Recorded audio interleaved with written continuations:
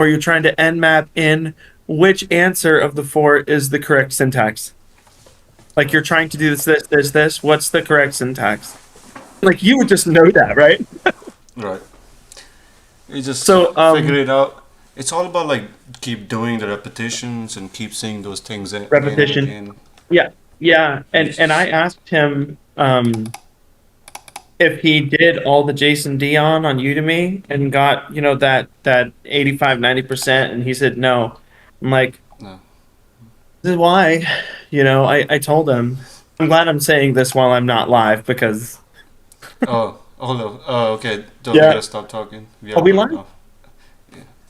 Oh, It's well, I it's mean, he knows. I It's a mean lot. it's at the beginning screen, but they can hear That's all the. right. I mean, there's no way around it. Yeah, I mean, that's why I posted on LinkedIn earlier today. I was like, um, let's see. Yeah, I said like I I can't um I can't ensure success.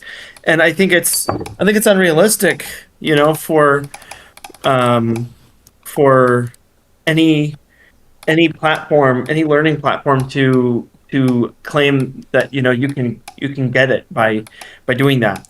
Just doing that, yeah. And You could always gotta do something extra.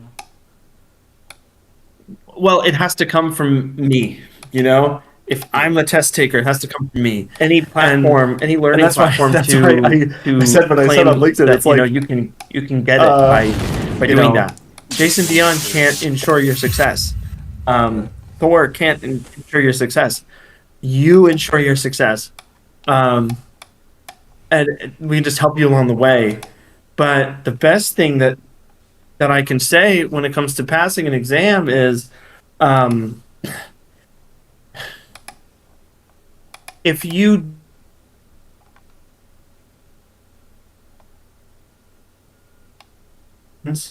the practice questions tell you exactly where you're at, Right. and that's, I mean, that's just, yeah, with most exams, um high high level offensive security exams are like, you got to get creative, um but when it comes to foundational basic, like Pentest Plus, and I know people would argue like Pentest Plus is not a basic one, but for offensive pen testing it is. CEH and Pentest Plus is the starting point. um it is Okay, giving Alex. you So the so we are starting. We should be live. I'm trying to make sure oh, okay. we're I'm good. gonna grab a little bit more water. Yeah, I'm gonna do that too. Let's do that. Let's see. It'd be really, I absolutely love it when I'm scrolling on LinkedIn and I can. Are you gonna have video on today or no? Yeah, that's what I'm trying to figure out why my camera is not working. It should be working. It's connected. It's on. Turn on Speaker. Quad CLI and tell it to fix it. He's gonna mess it up. The fiction. Maybe. Oh, there we go.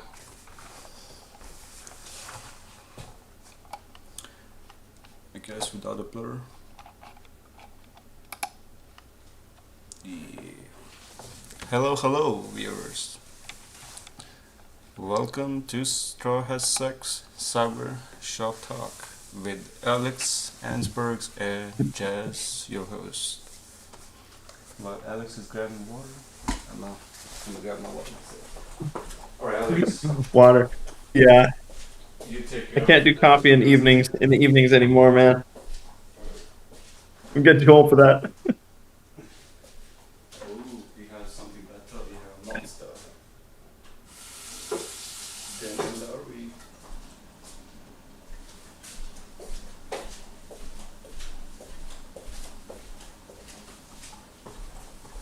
Okay. Alright, Alex. How's the day going? Yes. It's good, man. I spent my day Alex, do you see reaching that? out to a couple. Oh, you got the green light going. Oh, there it The is. Hey, A plus certified. yeah. Yes, dude. Do-do-do-do. Didn't even study. Just like, okay, I'm gonna go and just crush it. Absolutely Just give crush it to it. me.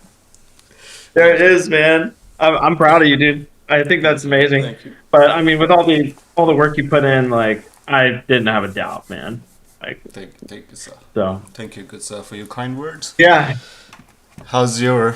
course. What you wanna talk about today? What was the topic? What we gonna teach our viewers about and learn about? Well, today I was gonna go over certifications. It was on the topic. We were talking about it offline on this a bit. Um, yeah, certifications are they're not necessary for they're necessary for some jobs. I mean, it's like you have to look at the job description. Right. Um, because yeah, because you have these AI filters called the ATS, the Right. automated tracking system, and they just look at your resume and then they match it with the job description, and then you'll get a score. Mm-hmm. Yeah, and whoever's got that highest score or batch of applicants with the highest scores are the ones that pass on to the next Next level. um, round. Yeah, Yeah. for in-person interview, right? So um, if the job description says you need to have this certification or a certification, then yeah, go for it. I mean, Right. it's I've noticed a lot of software engineering positions. They don't care about the certification; they care about projects, and Projects. that's Yeah. why I thought it was really cool. Maybe you can drop this one in the chat. I don't know if I did. We drop nextwork.org in the last one? Yeah, I dropped all the links at the probably when we were talking. Everything was on the chat. Did we get did we get any traction? Are there any people viewing this stuff? Yes. So people, even though they're not watching live, but some of our Simply Cyber community member, I think they are tuning in, and some of people are watching. So Wow. we have to keep doing this every day or every Yes, Monday. every week, Bring something every in, just Monday. touch up what we did on the whole week. Yes. I think we should drop this one in again because uh, it's helped my cohort so much.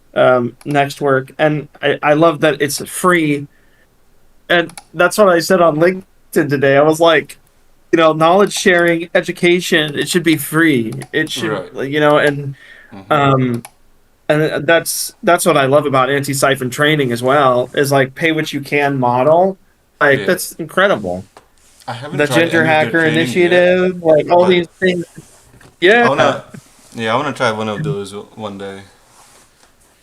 Oh, Anti-siphon the next work trainings. projects.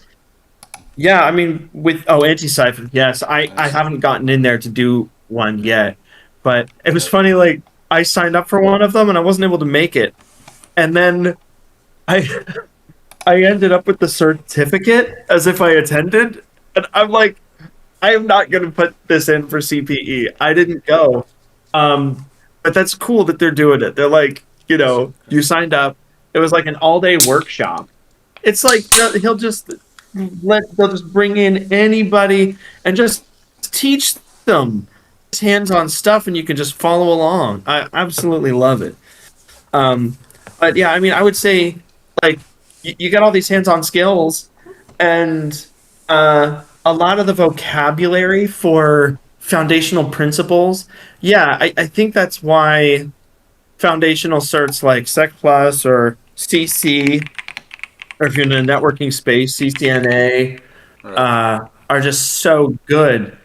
So you can understand things like the OSI stack, all the different attacks that can happen, from physical to, which is like physically breaking into the building, or the second layer of data, doing MAC spoofing, the network, Right. doing ping DDoS attacks, right? Transport, IP session transport, TCP.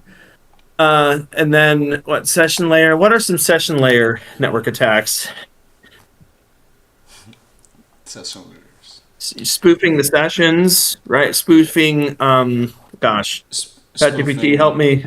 spoofing the cookies. So You let's can see here. spoof the JWT token. You can put your own JWT token for the session overtake. Um, Uh huh. and Let's see here. oh, I think I need to tell you one more thing that happened. So the yesterday, right? I applied for this job on LinkedIn. It was like for a help desk analyst. So I get a call back, Mm-hmm. and the recruiter says it's like a contract for a month only, and it's for Inspira Health. It's basically a hospital nearby, 30 minutes away. So it'll be like doing the OS ticketing stuff and basic support and help desk stuff. So he said the project starts in July and ends in August. So it's a 1 month project. And he said, if you're interested, we can send you the JD and you can look up and do the AI interview. So I just did that today, the interview part, answered the questions and recorded them and sent it them. And they said the actual team is gonna look at it. And maybe, hopefully, I'll have this 1 month contract for help desk analyst. And I mentioned that to Gerald Auger this Oh morning. wow. So I was like, hey, have you heard about this kind of thing for like 1 month help desk analyst role? He's like, he personally didn't hear about it, but Justin Gold, he said that's how he got his job basically. He said he was hired for a month Wow. for a SOC analyst, and then that's how he got his job basically. So I'm like, That's oh, amazing. okay. So I did send my response, and let's wait for what the recruitment or hiring team says. I might get some Uh huh. experience soon. So that's was the Yeah. update That's for amazing, yesterday. dude. For you to make it past the AI interview. Yeah. I heard some of those can be pretty challenging. Right. So they had a question, and you just gotta answer it, but you just gotta read. You can take as many retakes you want, but you just gotta send the perfect answer if you think that's correct. Oh, okay. It's kind of intimidating having to do an interview with an AI, like, Right. ugh. But that's the way, that's the market, that's where it's That's going. where we going. Yeah. Huh. Yeah. I mean, I'm about to transition out of the army next year, and so I mean, I'm already trying to find leads and networking with people, going to Right. conferences. Um, yeah, it's all part of it. Yeah, I mean, even just today, I sent out a couple of emails, asking for any of their internship opportunities, Right. because the army they typically let people go um, about 3 to 6 months from when they get out Right. to do an internship, which is what's called a skill bridge. And, Right. and there are a lot of companies that will participate in skill bridge.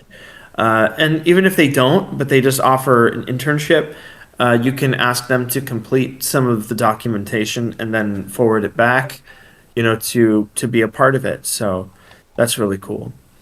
That's pretty cool. And so That's I'm cool. still looking for a good opportunity. Yeah, yeah. So I got one offer to instruct to Mhm. teach other soldiers how to do SOC analyst work, Mhm. and that one's called Boots to Bytes. So Right. there's this one. So Boots to bytes. that's the Scalebridge cohort that I'm a part of. And so every Friday night I'll teach those guys. Well, Friday night my time, but Okay. yeah.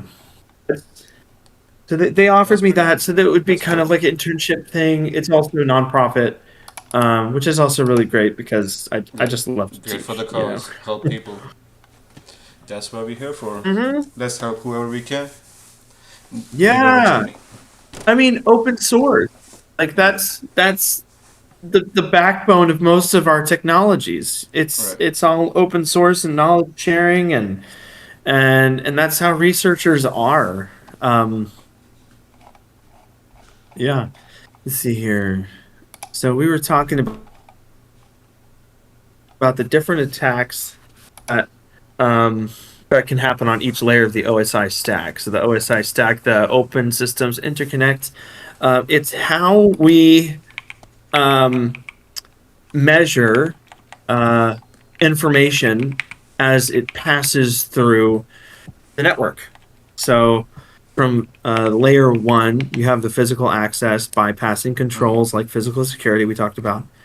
Layer two, we talked about MACs and switches, ARP spoofing, MAC spoofing. Oh yeah, the VLAN hopping, right?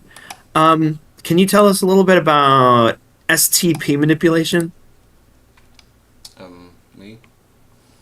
Now, it's a layer two one. Most of our attacks that we do in the modern internet are like application layer stuff. Rogue DHCP, switch spoofing. Now that's really cool. If you can successfully do that. Let's see. Remote. Okay, so then there's the network layer. So we were talking about DDoS attacks. A lot of the modern DDoS attacks happen on that network layer. Um, IP spoofing, ICMP tunneling. This is interesting. Do you know how that works? Yes. I think I have done that, but Okay. I can find the information about it.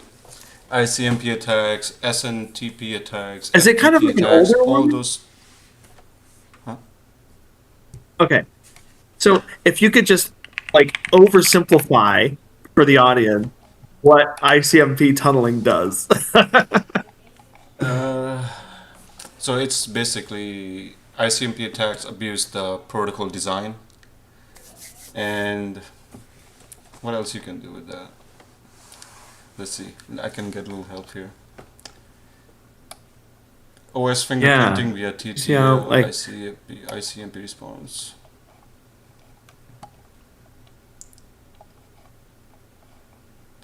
right. I did We that do like the network. different kinds of uh-huh. Interesting. Okay. All right. So onto the transport. This was where I was kind of like couldn't remember a lot of the different attacks on the transport layer. Sin flood. I completely forgot about that. So like when I was thinking of a sin flood, I Just was thinking that that was a network just layer attack. flooding That's a the type of network. DDoS. So network layer DDoS, huh? Yeah, keep going. Yeah. Yeah, yeah. Sin, Synac, Axinac. Yeah. It's how we made this connection between the two of Mm-hmm. us in our stream Yeah, because three-way it's like a handshake. whole bunch of data packets. That's Yeah. right. And then most of the pack created the secure connection is UDP packets. Um, yeah. Okay, so let's see here.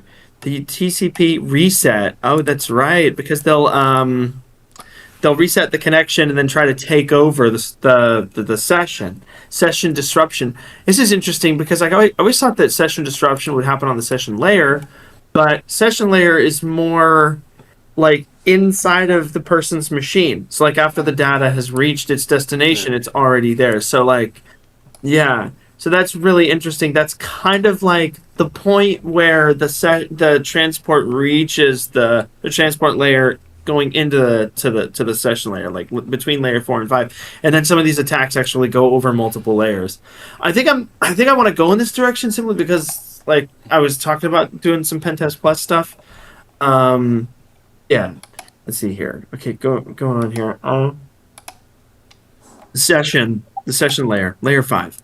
Um, so session hijacking, and we were talking about that. The cookie replay, yeah. If you're able to get into someone's browser by making them click on a link or a site, and you can Capture scrape the all of cookie their and just do the yeah replay all attack. their token. Exactly. It's like if I'm able to log into my LinkedIn without having to log in physically like every single time. It's convenient, right? But Right. with that is security risks. If my if my web browser's compromised, like it's outdated, it has some vulnerabilities in it maybe. Someone can scrape all those cookies and then log in on their machine as if it's the same as me. And LinkedIn wouldn't know because it's stateless. The internet is stateless. It doesn't know if that connection came from me or Yeah. from someone on the other side of the world. Mm-hmm. So cookie replay, token theft, same concept. Like you were mentioning the JWT, right? SMB, NTLM, session abuse. Oh, Okay, I love that stuff. that NTLM abuse, baby. Because I was that's just today I was for doing this morning trying to attack Windows server operators and how to attack the server operators and get the NTLM hash and everything from the domain controller of all the users. It's like a part of a Windows privilege escalation module, basically. that's It's interesting. good stuff. NTLM hash. It stores that is a hash that stores like Creds. everybody's credentials. Hmm. Oh, Your I name, your forgot what. password, and you can just download the creds once, and you can just crack it with Hashcat and just either you can do like pass the hash attack. You can use the hash with the name and just pass that, or you can crack it and Uh-huh. use get the password and then log in, whatever the way you wanna do. That's fascinating. And then I think what most pen testers are doing nowadays is they're not using default word lists. They'll actually go onto a place called Flare to find password dumps. Right. And if your password ends up on Flare, it means that you have really poor cyber hygiene. Right. When I went to a cyber conference last year at the ITSA, and this one's really cool. You can drop this in the in Germany they call it ITSA. It's actually a really good conference because it only costs like $100. It's like 120 euros to go for 3 days. So good. It's the largest IT security conference in the entire region of Germany, Switzerland, Austria. They're kind That's that pretty those three awesome. countries are kind of like yeah. It's called the DACH region. Mm-hmm. Yeah. It's And so that's kind of like an economic ecosystem for cybersecurity, and that's yeah. So they all do a lot of business together, a lot of different companies. Thought it was really cool. So was it? Yeah, Blair was at ITSA, and they actually did a little demonstration. I was able to put in, I think I was able to like input a little bit of my just a little bit of my basic information, nothing sensitive, and it was able to search to see if any of my passwords were there. And they said, "Well, good job. You don't have any of your passwords here." So I was exercising good cyber hygiene. right. That's pretty cool. I've had coworkers had their stuff compromised and come to me and ask me what to do. Yeah, I mean, it's like you need MFA on everything. Right. Like it's pretty much free to the user now. There's so many different ways to implement it. Uh, Right. but anyone nowadays, and I think it's like Google and your university or whatever, they're forcing the MFA now, which is Right. good. It's like Because I having think the the MFA last just puts a little restriction for the threat actors to just get in and easily crack your yeah passwords and yeah accounts. exactly. And all these password dumps and like the reality of it is, and I don't think a lot of people realize this. Everybody's social security number is out there on the dark web. Right. Because of the what was it called? The There was a hack that happened recently, a few years back. Um, do you remember do you know what I'm talking about? Mm, Oh, okay. It was a no. nationwide compromise. Okay, I'm drifting just a little bit. We will get back to all of the layers of the OSI and all the attacks that happened. I just wanted to go over this real quick. I want a little bit of cyber awareness going on in here, because we all need some cyber awareness. Okay, Facts. public. I think it was called public data. The breach that's affected uh, everyone's out of Florida. I think it was this.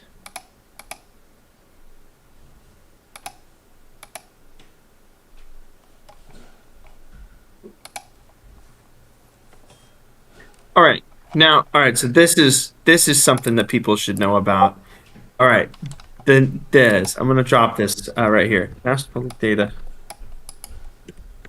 Now, I think people should be aware. So everybody's not everybody's a social security number. That's an exaggeration. Okay. Billions of records. We're talking like over 2 billion records. Some of them may have been old or bad data, but yeah, yeah, a lot. So if you're going under this understanding that most or like many people's personal information were already hacked, it's like your stuff is already there, and that's what I like about the modern mentality to adopt is this. Boom, right there. Assumed Presumed breach. breach. So, Yes, yeah, sir. if you live your life in a way you assume that you've already been breached, you'll be a little bit more You'll be aware. good. Right. Like there's stuff happening like all around you, uh, with all this data flying around in the air. Literally data packets in the form of waves flying around my head right now that may belong to my network, may not. Luckily, it's all encrypted until Q Day. You can drop this one. I'm wondering if all these keywords will actually show up in like YouTube searches, just like indexed. That. And okay. Because what I also love about YouTube pages is that it also does transcript, auto What was the transcripts, Q right? again? All right, I'll go over Q Day. So all of our stuff's encrypted right now, right? If I Yeah. open up a Wi-Fi Oh, pineapple or quantum. Its Q is called. No, go ahead. Go ahead. all right, I'm gonna get to it. I'm gonna get to it. I promise you, I'll get to it. All right. Mm-hmm. All this stuff is encrypted. Okay, so Yep. if I can scrape data packets with the right tools, Right. with data flying in the air out in the open right now, it's all encrypted, so it wouldn't make any sense. Well, what if I had the capability to crack all the encryptions on them because I have a super powerful computer, a quantum computer? Well, Q Day is the day that Mm-hmm. security researchers will find evidence of a 0 day in which quantum computing was used. And once that happens, the industry will recognize officially that the capability of merging classic and quantum computing is a Together. reality. Mm-hmm. Until then, it's theoretical.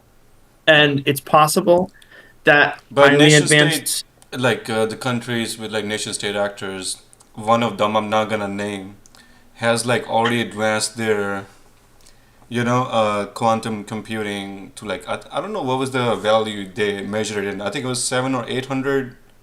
Is the value that that country has achieved the completion level to the encryption cracking. I think the country is That's probably amazing. China, and let me see. Hey, I mean, it's on the headlines. So Right. why not? Why not? Oh yeah, another person that would be another thing to drop would be really good. If for any of you guys doing offensive, and I think that after we have this class, we should definitely class. It's a class.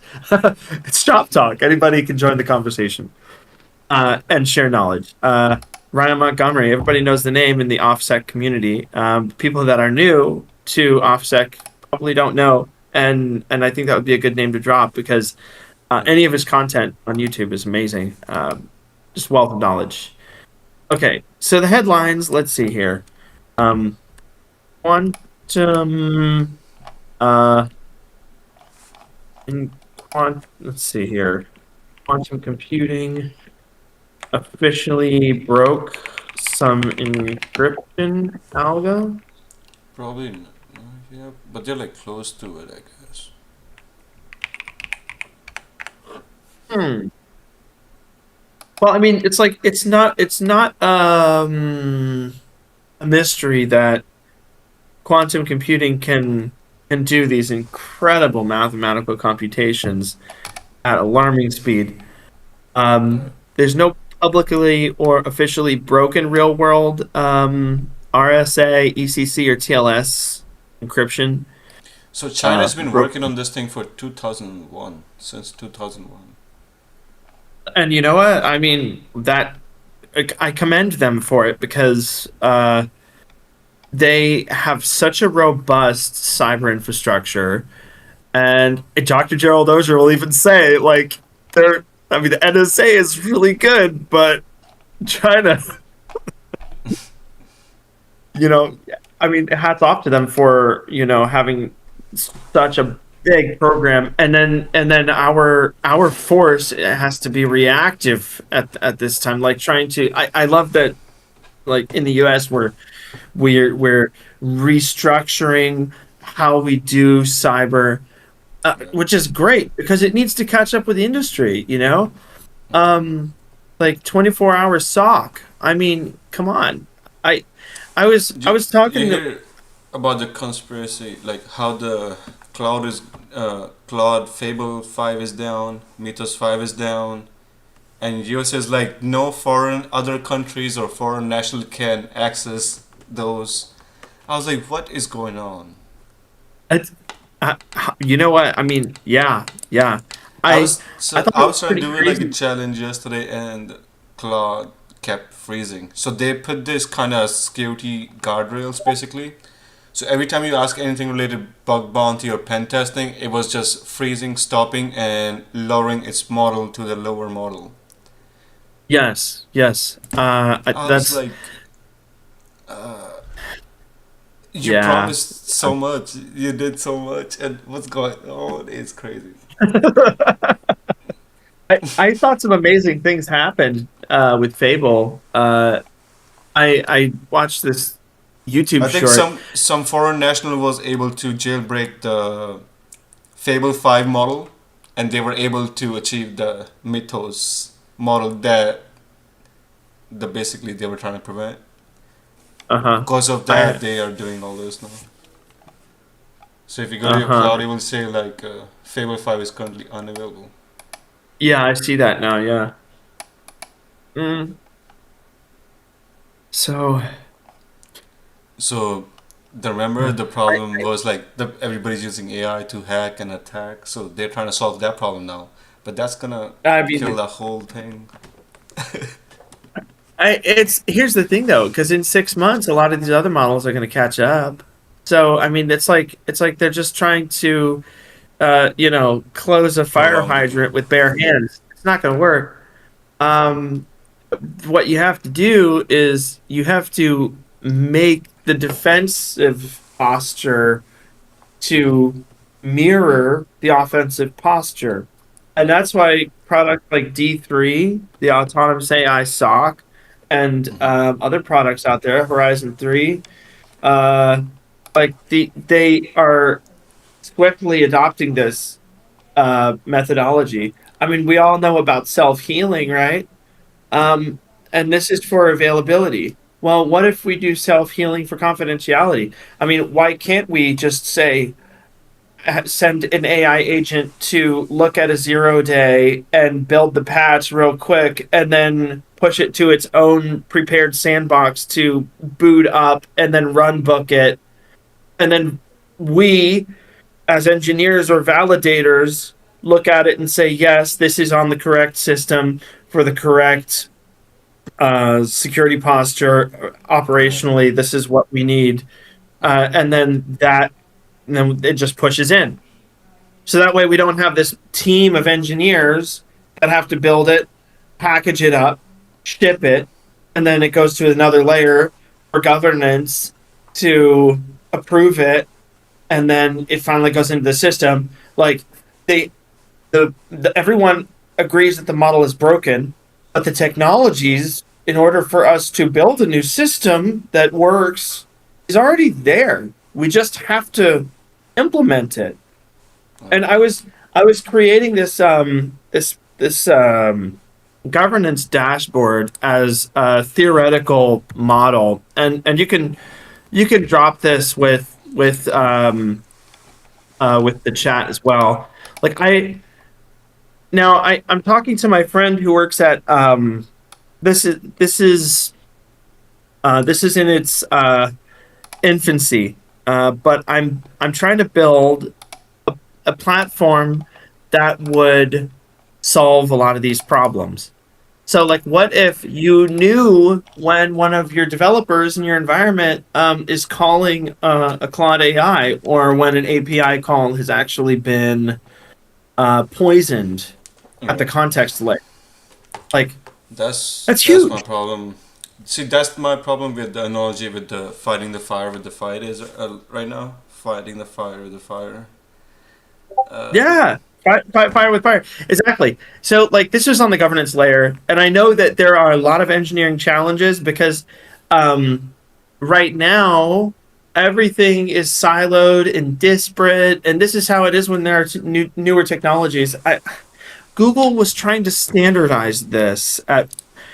Um, I'm gonna drop it and see if I can find the article. Uh, Standardized. Um, Context for MCP. See if I can find it.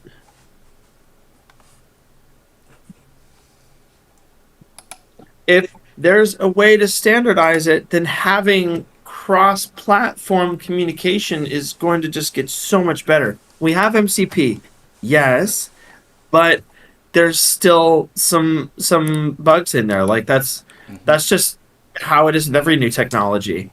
Um, but End of the like day, the thing it's with all that is a code. it's all code. Exactly, it's all code. It's all code, and that's what's so great about So Threat Locker. Oh, that's right, Threat Locker. You can also throw this in here. Default deny. Right. zero trust, Yeah. default deny, have Yes. authentication Yes. tokens. Do not save your passwords and your important things. Just plain text it, encrypt them. Um, Use the basic cyber hygiene. It will boil down to that. But Yeah. Basics.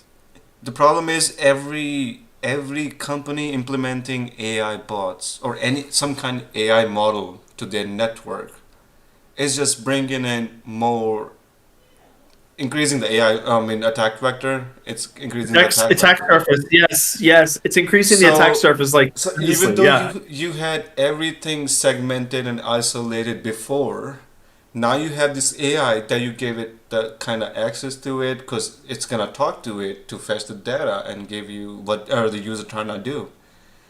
So now you just gave us the good attacking point. That's your AI model. It doesn't matter which company you are. Doesn't matter what you're using.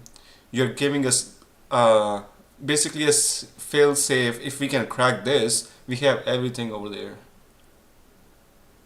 Yeah. And this is what I was talking about. Like, and I'm put this in my lecture, and I'm going to be presenting it at the Cyber Summit in next month in Frankfurt. Um, you have to segment the agents, and that segmentation layer is the policy enforcement point. If you don't want this data on the customer facing portal, then don't allow an AI agent to fetch it. Like it's really It should common have its sense own stuff. And server that he only gets the information that he should get. The AI model, yeah, nothing more than yes. that. But I think Hmm. knowing hackers or knowing bug bounty hunters so far and knowing threat actors, right? Like Shiny Hunters, Conti, And Oh last God, was like knowing Shining all Hunters, these dude. gangs and smart people. I think they will find a way to get to the unsegmented crown jewels that you have, if you have any kind of bot available. But that's the thing though. Like, if the AI, if the chat bot itself literally can't fetch that data, like you shouldn't be allowing a customer facing chat bot to divulge that data, to even have access to it. You want the chat bot to say, I don't have access to that. Right, So that way, then the only thing that an attacker could do is maybe get it to leak some internals right. of the system If internals. access thing comes to like, okay, I don't have access, so that means I just need to find a way to get access. So means compromising any of your employee who has access, Okay. and Okay. No, then I'm listening. This like is interesting. I like never. the admin thing. Keep If I going. admin rights, then I can have the model do anything. Give the admin. Giving the model admin rights. And Or that's interesting because you have to attack another layer in order to do that. That's that's that's interesting. That's why we have defense in depth. That see, I created another layer, so you can't like you can't stop an attacker, but at least you can slow slow them down. down or make it Right. to the Have point detections where in it's almost place so when the threat actors are making those moves, you can catch those. You can detect Mhm. those, catch Yeah, those, sandbox them, contain them, eradicate them, yeah, do your recovery. Yeah, yeah. let's get to the I point. I absolutely loved the and they were talking about this in the cyber Simply Cyber today. The Fortinet attack. I think this was the Shiny Hunters doing this, right? Right. There was a Okay, story. this blows my mind, right? Because you're talking about privilege escalation. So if you have absolute control over a file that you created as a user, and inside of that file you're able to create code that allows you to have full control in that environment, you've just created your own sandbox. And that's Right. kind of like the same concept as the most recent Fortinet compromise, Right. where they nested code inside of code. Just blows my mind because then once you're like, oh, I'm an admin, right? Mm-hmm. And uh, uh, how do you get around it? How do you get around that? You just deal with it. Cyber resiliency, not cyber Time of security. resiliency, exactly, exactly. Like, okay, that one went down. Okay, like you What can we can still learn keep from on that. And doing business. Yeah. that's why I have your proxy Ooh, servers, your load balancers, your WAFs, your firewalls. Have your AI model segmented. Have that's what I was saying. guardrails and all the. Hmm. Make Get sure. privilege escalation for an AI model. Now that is something I never even thought about. An attacker could theoretically give more rights if it could somehow get access to not all of, but parts of an admin governance panel. Hmm. Fascinating, man. That would be a really good lab. That'd be nice, nice one. Yeah. I think that's Privilege escalation for AI agents. Have you ever seen a lab for that before? uh, remember I went to the Sondera AI summit basically. It was about they were talking about Sondera AI agents, security basically guardrails and scaffoldings. In Yes. our group, we gave the presentation and that was the kind of idea I pitched. They were like, okay, so you have an AI model or AI bot, you create something or scenario where you can display the bot being uses and misuse of the bot.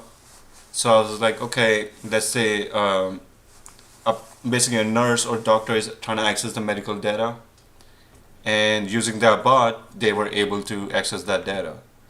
But what if that doctor or that nurse's account or somehow they got compromised, and now the attacker has that privilege kind of authority to access those data, or using AI vulnerabilities against that bot and getting that data out and disclosing the information. Basically, that was our like whole project was our presentation was around.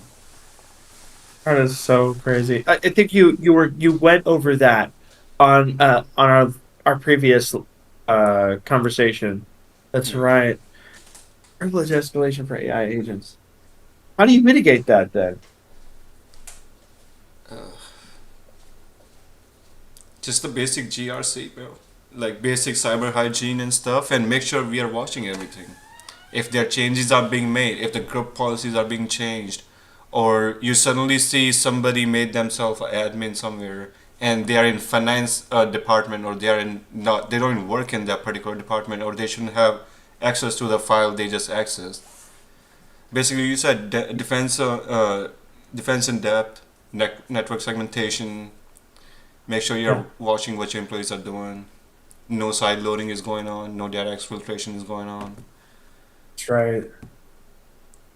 So here's the thing. So you have the hash registry of what permissions the chatbot would have. Um, Right. so to bypass those kinds of controls, you would have to um, like determine what the hash is for that privilege, Part privilege. insert it, Insert. and that's how you would bypass that control. Right. I thought it was really cool, like because you were talking about that. This is what I was thinking about as well. Least just same things of zero, same principles of zero trust, Right. least privilege, separation of duties. This chatbot can talk to you, but it can't access this data, Right. and they're segmented at a policy enforcement point. But if you can get this one to have more privileges, then you would want a dashboard alert to be firing off to stop it or freeze Right. it, quarantine it, isolate it, so that AI chatbot just shuts down. Like that would be the And make sure absolute your best thing. domain and your group and trust policies are configured very well.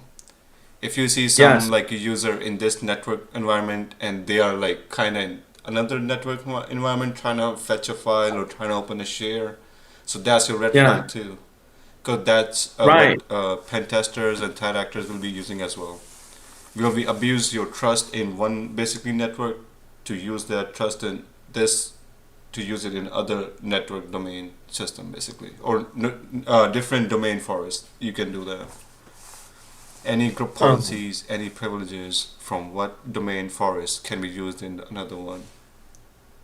yeah.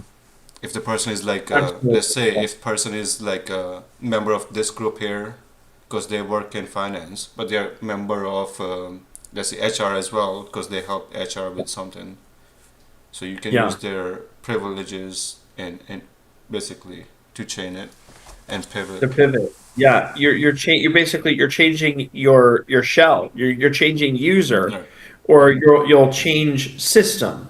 You'll use this right, shell to connect to that other shell. So it's like like your shell from your device to right. their network, Another right? And network then that device. you're inside of it. Once you're in that shell, you Right, could maybe it works with the same commands, maybe it works with different commands, a right. different port, and then you're like open up this other shell. Mm-hmm. So you have this chain of shells. That's why Right. you have to use chaining. That's why I was talking about Mm-hmm. exploit chaining. Going Yeah. back to Pentest Plus, like Uh huh. it's Uh huh. like payload I think payload. Bloodhound is very good for that kind of stuff, for privilege Hmm. escalations and mapping the fingerprinting all the OS and technologies. Once you have got into the system, once you have your initial access, Hmm. give the credentials and information to the Bloodhound, and it can basically fingerprint. Okay, in this network, there's probably two or three other PCs, and then from there you move, and then you go to second system, and if that system or users have better privileges or better policies, group policies, you can abuse that. If not, you go to other user. And once you find the person has the domain trust, cross domain trust, basically enabled and stuff, you can look at their Yeah. yeah, their information, and if it says it's enabled, or you can enable it yourself. and you can use all that to Uh, pivot to another whole another network. Let's say like IP range of this network is like 11000 to 1 to 40, but the other network range, which is like a higher level network, not everybody can mhm. access, but you can do that if that person has the same basically privileges and group policies in the other group Mhm. too. Yeah. Oh, So I think I might have a message from my guy from Pentest Plus. Let's see here. Hmm? Nope. No. I'll have to catch him later on that. Hmm. It's all really good stuff. All right, going back to the pen test stuff before the hour wraps up. Okay, uh, so we last left off on session layer. Okay, weak session timeout. This is interesting. Like, how would you take advantage of that? If there's bad session control, then you can just go right in. You could just right. step right in. Yeah, it could be an expired, exposed credential, and maybe it still works if they have bad session management.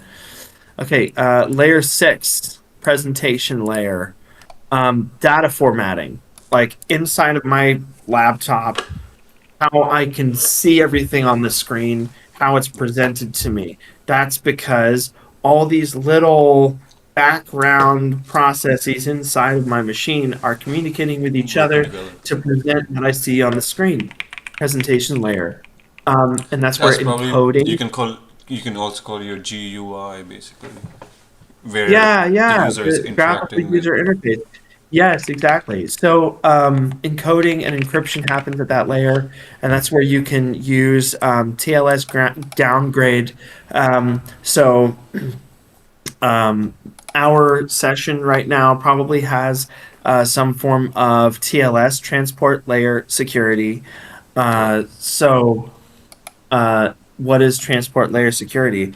When you have any communication between any device, like our video call, Right. it's all using all these different um, protocols to secure the transmission. Because, like, back in the 90s, when the Internet Protocol was created, it was the coolest thing ever, that we could communicate with each other by, well, they didn't have something this advanced, but it was like you could do things like email. And you could get online and chat. We could at least like have a chat open and talk to each other, typing messages back and forth. And then hackers figured out real quick that you can pretend to be someone else, and who you think you're talking to is not actually who you're talking to. And so that's why they had to create something called the transport control protocol to control the transport of these internet layer packets. So TCP IP, TCP over IP. I know I'm talking to like a wider beginner audience. I don't know how many people we have in the chat. Maybe zero. Maybe we'll build it. It's all Yeah. about the So culture, baby. Let's push it. yeah. So as this happened, right, they created all these different kinds of encryptions and things, transport layer security, to track the sessions, encrypt them. So, like, when we have a session that we create, there's a key exchange, there's a shared secret that Yeah. we use, To and prevent then it's the up to, It can yeah. prevent the man in middle attack as well, so your data is Yes, not being exactly. Yeah. intercepted in between and being changed or Hmm. forged. Yeah. And that's like when you're downgrading the encryption used to a layer of TLS. So there's TLS one. Actually, there was even something lower than one at one point, something point 0.8 or something. Then TLS 1.2. The current one Then is TLS 2.0, 1.3, I think. 1.3. Okay. I think that's the newest one. I think we ran into Um, that, and I think it was Grab then we were doing when the we bug were when bounty we were or doing, oh, we're not allowed to talk about what bug bounty programs we're on, but we didn't find anything, so I guess it doesn't matter. yeah. Um, yeah, there were, like Yeah, they had all the biggest. TLS 1.0, 1.1, and then the host that we found, they were not in the scope. That one Oh, had this the is input. cool. Yeah, so the newest official standard for TLS is in fact 1.3. Netflix and all them, they use it. There's a draft version of TLS 1.4 right now. That's where we're at. Nice. And they create these new ones because they're updates, they're upgrades, because people like you found vulnerabilities in them, exploited them enough to where companies and experts were like, okay, we need to create a new encryption standard, Right. and they're going to keep on getting broken.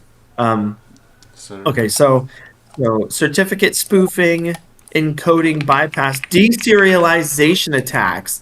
That's interesting. Um, I think let's that see was. here. I know that attack. I I Yes We Hack Dojo challenges were Yes, a yes, lot that of challenge. deserialization. Yeah, that Yeah, and challenge. some That SQL was. injection too. Mhm. Absolutely.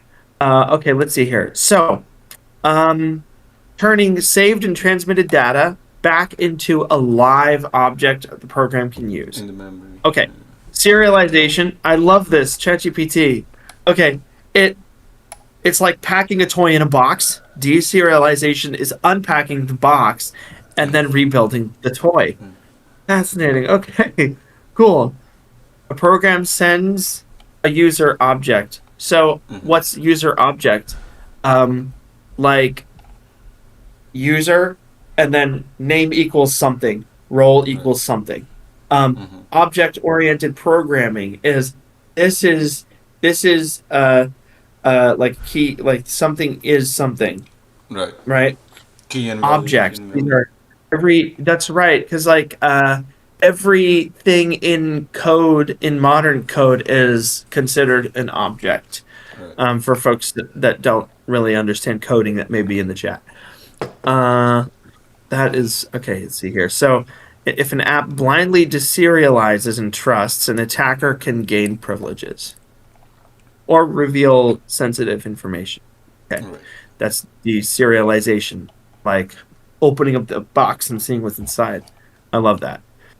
Okay, application. We're on the last layer of the OSI model. This is where all the fun, most known attack types happen.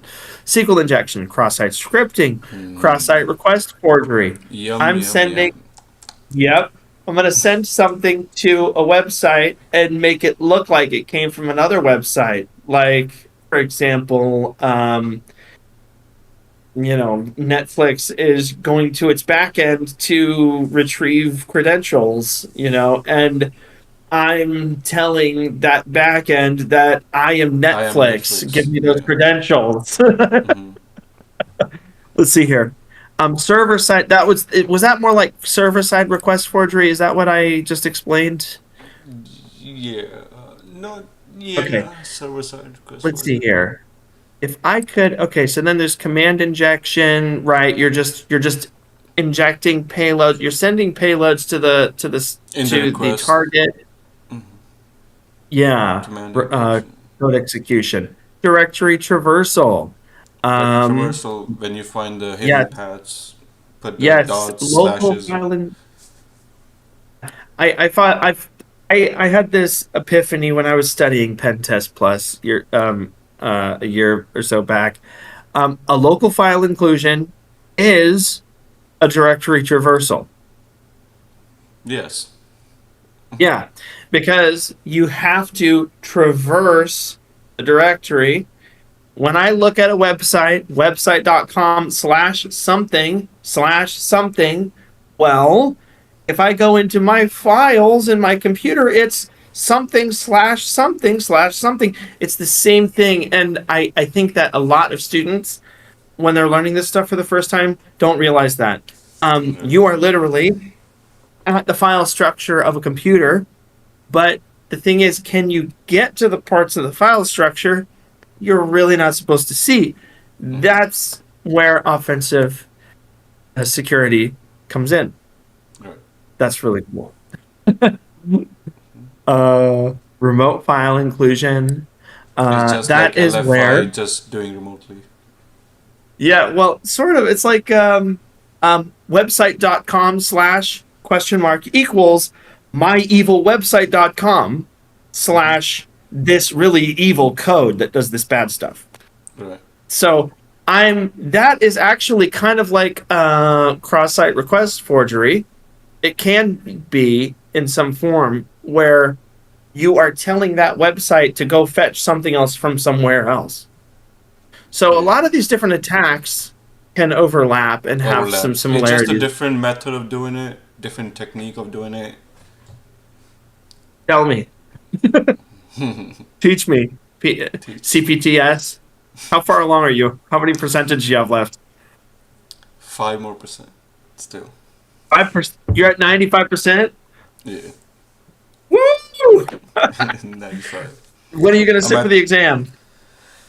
I'm not gonna rush it. I'm gonna take it easy. It's the hardest exam, 10-day exam. So once I'm That's done with my. I the mean, 100%, then I'm gonna do like the CPTS preparation. They have the machines in there to prepare you for the exam. Basically, I'm gonna do all those mhm. machines. I think I did 2 machines so far. I think they got 13 or 14 more. So I'm gonna do all those machines and then create some of my notes and get all these cheat sheets we have from every module. Put everything in one place. When I'm giving exam, I should just refer and go back. Get all that ready, methodology and everything. When I'm ready with all that, Mhm. then the exam time.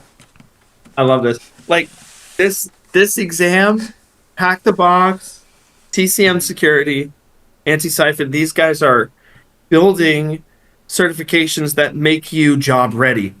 I Yes. absolutely love that. Hmm. And moving away from theoreticals and like really validating skills, it's fantastic. Did you hear about how CCNA is trying to adopt the same methodology? Nice. Good, good. I want every cert education platform to do that. To have Hands this on, value. please. Hands on. Because when we try to Yeah, get yeah, those jobs, they're like, what hands on experience you got? Be like, oh, I got yeah. this cert. Be like, okay, but what do you know? Did you do these things or you just talk about it? Yes, it solves that problem. You'd be like, Right.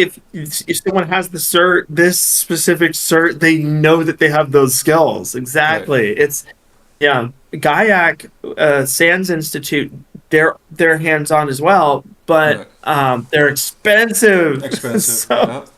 I looked up yeah, all so those too. solves all those problems. I love it. So CCNA, and I think the next change is in like this for anyone in the chat that's networking. Um, like I think it might be also turning into sort of open book. It's like if it really tests your hands-on troubleshooting, like That's how it should be. troubleshooting networking. Just like that's how it should be. Open book or whatever. You Mm-hmm. can do whatever you want. Find the knowledge. Just do the exam. Just hands on Yeah. things.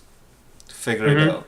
How are you gonna figure it And out? here's this is I love this because okay, like yeah, you have Claude or you have Codex or you have an LLM. Well, what if the problem also involves LLMs? Then LLM. it gets Right. really complicated, Mm-hmm. right? It's like Yeah. then you're like, yeah, okay, okay, That's why like I was not using like LLMs or AI so much for my actual learning pen testing part, and I was just keeping my AI LLM away from a pen testing learning part. And then when I was doing those bug bounties, that's when I was like, okay, let me see what I can do with what models we had at that time and how the people were finding so many bugs and stuff. So I implemented that methodology. That was perfect too. The human and AI in a loop.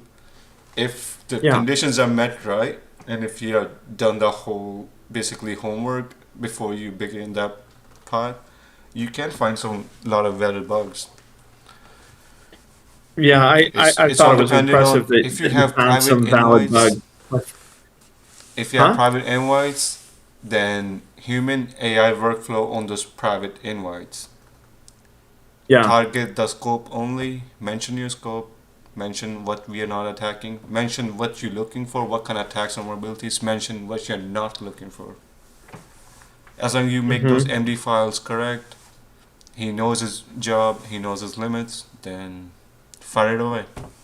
You'll find something. Yeah, absolutely. I thought it was so cool that you found a couple of valid reports, even though they're duplicates, they're still Yeah. valid, man. I know I have total 4 on my resume now. Like 1 or 2 as informative reports, 4 duplicates. 1 was on Wow. one That target, and I think 3 was on one target. I think this would suit you well. And I have yeah, okay, so Anthropic might be Attack blocking those cyber. verificate the cyber tools on a lot of models, but Hmm. have you been approved for the Anthropic cyber verification program?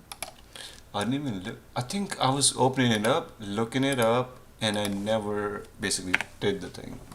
Okay, you need this. You need to do this because this is going to be the difference between, useless theoretical tooling and something that can actually give you workable exploits and tools to help Mm. companies Okay. protect their Because networks. Um, so that said, I am approved for the cyber verification program, and honest. you can work towards it. Like, let me know. I mean, when you apply, it takes like 1 to 3 days before they get back to you. Okay. Um, yeah, so it's not hard to get approval on that, but I think it's going to change the way your LLM behaves when you're doing these engagements for sure. Nice, Um, nice.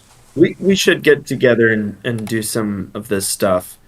Yeah. And I should open up some of the private programs that I have on Yes We Hack for that as well, because I think we'll be more likely to find some things doing this. I don't know if you watched the latest episode of the Critical Thinking podcast.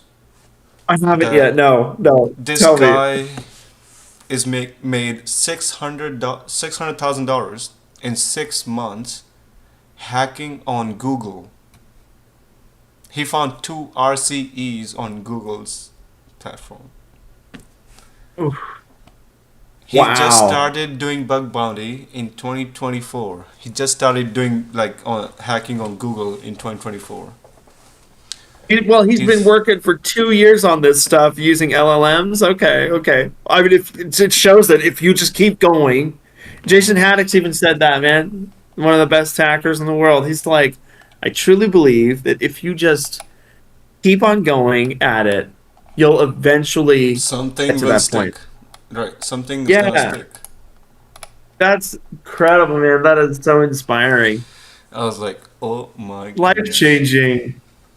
Like, and I'm sure that there were days, weeks, months, years where he's just taking notes, looking back. A lot of What thing did I he miss? did. He said he was mentioning again and again. Read the paperwork. Read the internal environment documents that Google have itself out for researchers to look at the environments and They, stuff. they publish He's it. They like, publish it for researchers like you and me. yes. So He he's said just like, actually read it. keep it as a reference, and he said he read those again and again, again and again. He's like, I don't know how many times I've read those, but he kept That's reading those brilliant. and then attacking and then referencing when he was at like a problem or a wall. He would keep referencing and keep hacking on it. It was just Wow. blowing my mind. I was like, bro, see, that's what That's it it. takes. This is where it How, comes from. And if you watch listen to the podcast Darknet Diaries when they talk about the beginning of hacking in the 80s and early okay, 90s. Did you watch? okay. Did you listen to this? No, no. It's called LOD. So, uh, Darknet. You're gonna love this. Darknet Diaries. LOD and MOD. Those two. Okay. I think those are like some of the very first official hacking groups, Okay. and they are just a bunch of geeks that were struck by curiosity to see what's possible. Um, was it like Masters of Destruction or something? I don't remember. So like they gave like I don't remember. I think it was something like the more silly the name, the more devious the hacker group.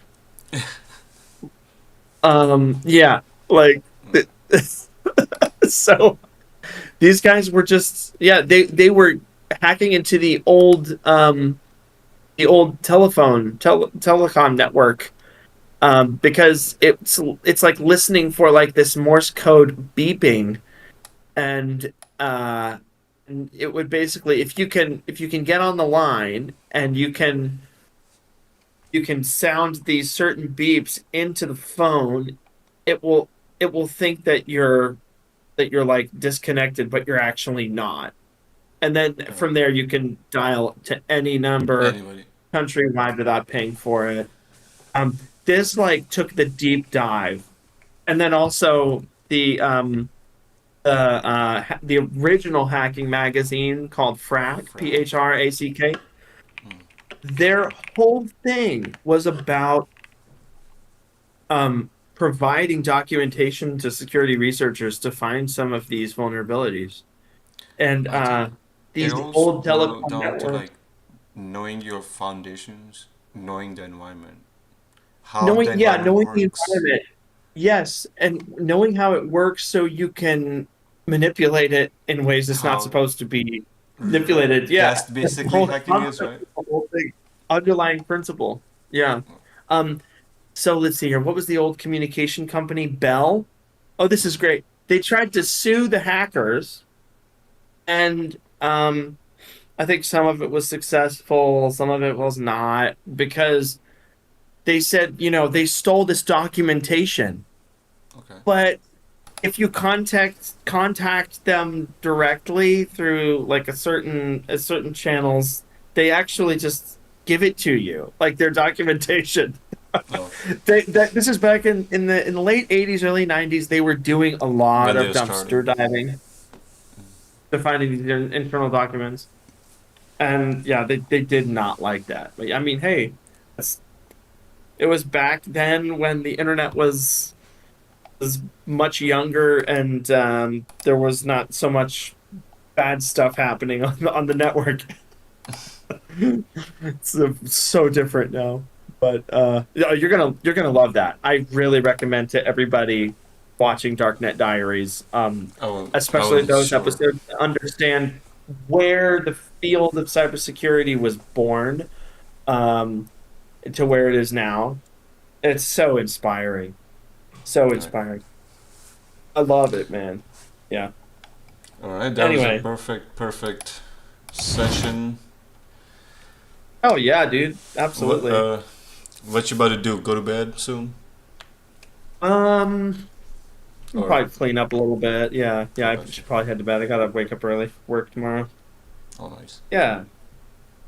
Really good stuff, man. You know about Kaisenet, right?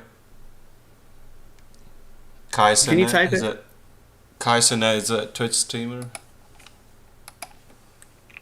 So he has what you call it? I sent it. No, I need to look this guy up. He's like a streamer, but the thing he does is like a streaming university or stuff. So I'm trying to make like an application video for streamer university. Huh. That's cool. It's pretty cool. Nice.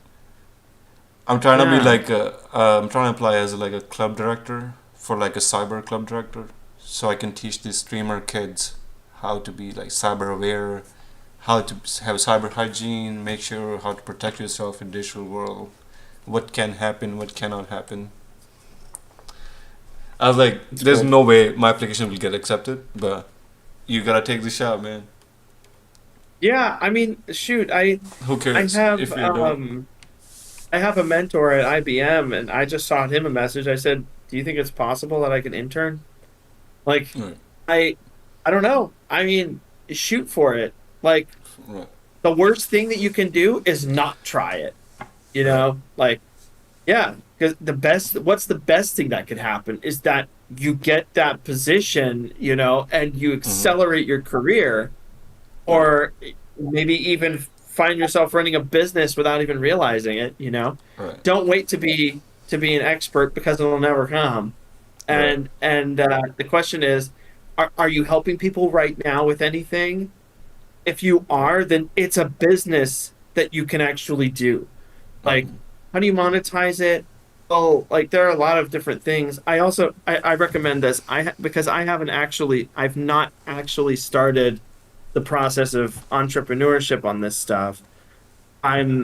It's more like for me like discovering and learning and networking and finding opportunities. But um, if you look up this podcast, Future, Futur, without the E, future, literally going over a lot of people who came from where you and I are right now, where we right. didn't have our business or we weren't sure exactly where to start or how to monetize skills that we have.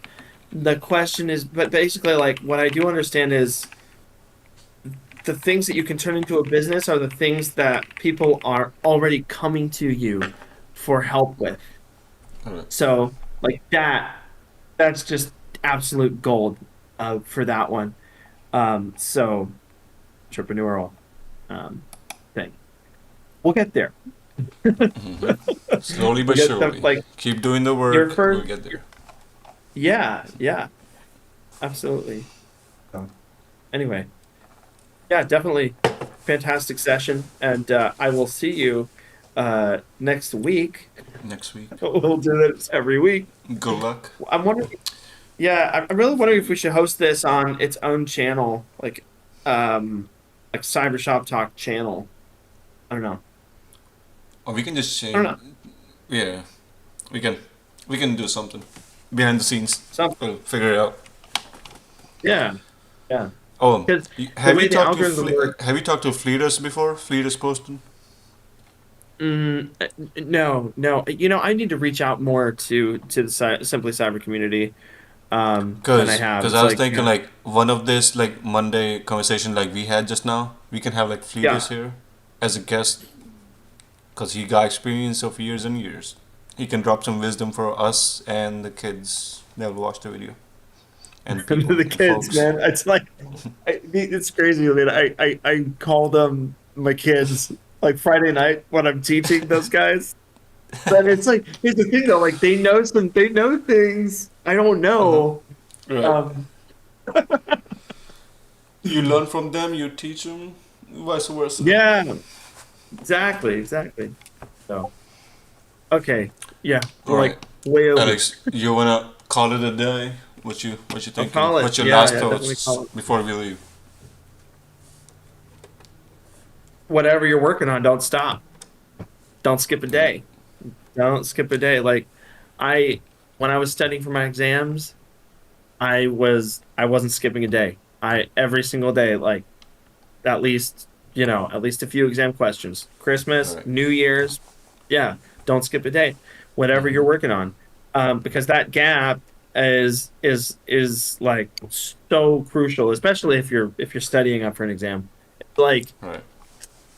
yeah, the exam Keep material might doing a little change. bit every day. Do it a little bit every day. Whatever your Mm-hmm. goal is, whatever you're working on, keep on going. Don't stop. Right. Um, that's that's it. It's got to come from inside. You know, Right.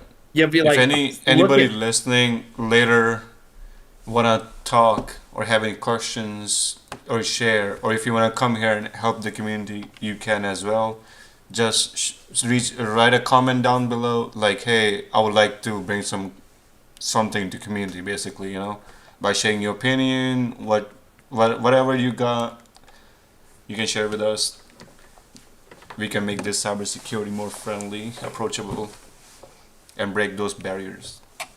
yeah, yeah, not so intimidating getting into the industry. I mean, you can get into the industry just by hopping on Hacker 101 or Yes We Hack Dojo Right. and once you yeah, and literally going to for your very first bounty engagement because a lot of potential researchers are scared. They're like, I'm not good enough yet. Right. Well, the only way to get good is by Is by doing doing. it. Mm-hmm. Yeah. And and on the future podcast, it was some of the same stuff. It's like you're going to keep on waiting until you're qualified enough to run that business or start that Patreon or start that paid subscription. It could be like access to courses or something. I don't know. I'll figure it out. Until Right. then, I'm going to help you guys. All right. Same here. So that was awesome episode with Alex, and we will keep this going. And everybody Absolutely. have a good one until All right. then. We can do more episodes Yeah. and Until stuff, next week. but we're gonna stay with weekly content for now. If we have more things coming in pipeline, we will let you know. Thank you so much for watching. If you're gonna watch it in replay, we appreciate it. And thank you so much. You guys have a good one. Peace, peace. Bye bye. Bye.